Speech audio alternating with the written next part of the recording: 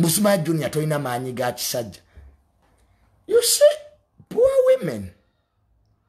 Bayinza n'okumakinga to run from Kampala to Masaka in this guise of looking for amannyi GAKISAJJA. I don't know anyaga pima. Anya pima amannyi GAKISAJJA. Wawe gatandikira newe gakoma. I don't know. Is there a machine in this country? Epima amannyi GAKISAJJA. Gaga ekikazi gogaliwa. Because I keep on hearing toina mannyi GAKISAJJA, toina mannyi ga mannyi g'ekikazi galiwa. Where is women power? Kwa mustaire ezimu ezawuliri. Wetagisawo amannyi g'ekikazi gwogayina. Nze ono nina omuwala gwe nali naye.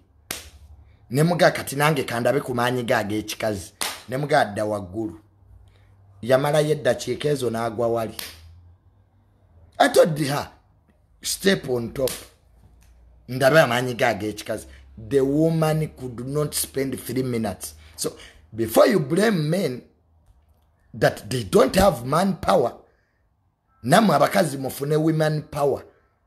Ate mufune ne machine ezibi measuringa. I keep getting messages from women. Omanya abakazi abatalina sente muyina obudde. You ompandikira message kumacha, nonziramu ku 7, nonziramu ku 11. Where do you get that time from? Like, you can write one message and wait for reply. Omuwala omwavu takulinda nakuddamu message.